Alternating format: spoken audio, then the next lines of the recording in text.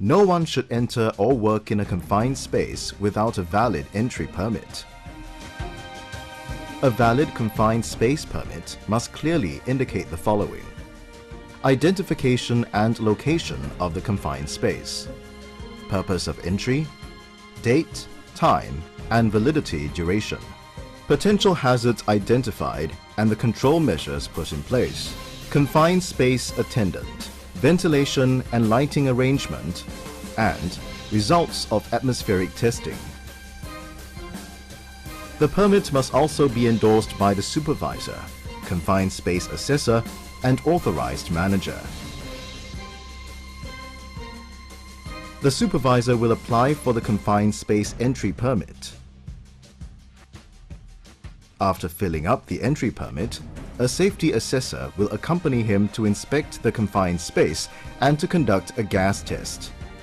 The results are recorded and then sent to the authorized manager.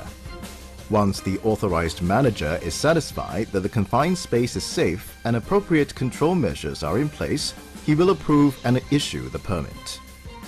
Before work commences, a copy of the endorsed entry permit must be clearly displayed at the entrance of the confined space.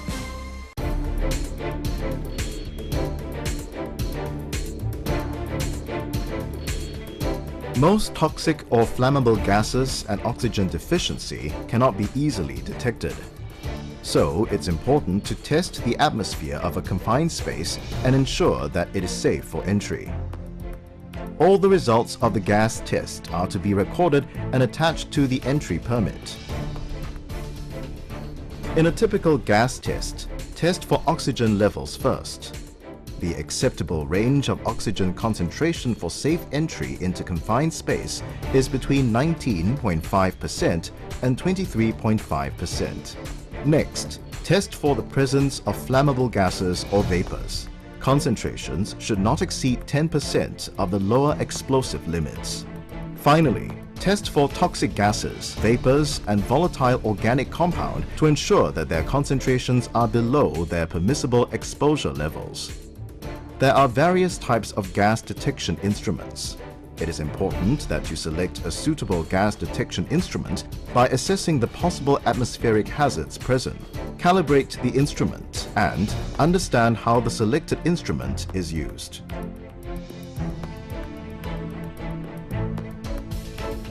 As different gases accumulate at different levels or locations, gas tests should be done at various depths.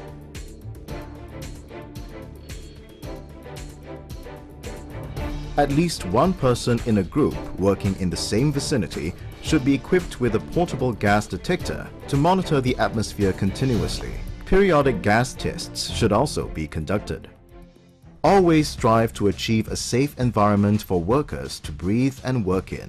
However, there are times when the desired safe working environment cannot be achieved or entry is required for rescue purposes. When this occurs, respiratory protective equipment must be provided. These equipment will allow workers to breathe safely in an oxygen-deficient or toxic environment. There are two common types of respiratory protective equipment: supplied air respirators and air purifying respirators. Supplied air respirators are used when there is a lack of oxygen or a high concentration of contaminants. Examples include self-contained breathing apparatuses and airline respirators.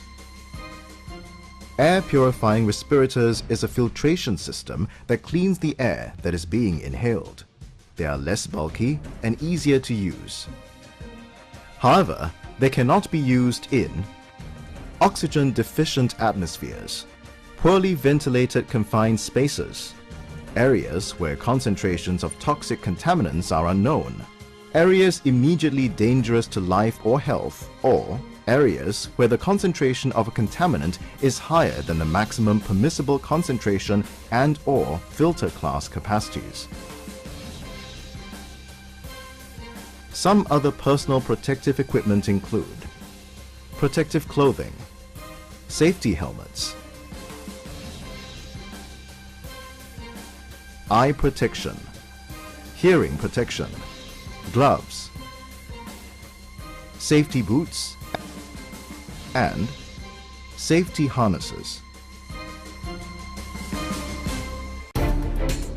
For confined space works, a confined space attendant shall be appointed.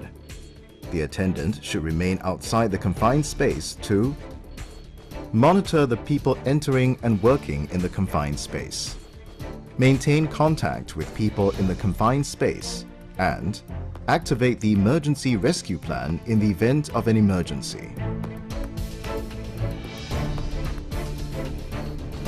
An effective rescue plan should consist of name of designated rescue personnel, methods of rescue, type and availability of rescue equipment, effective means to summon the rescue personnel.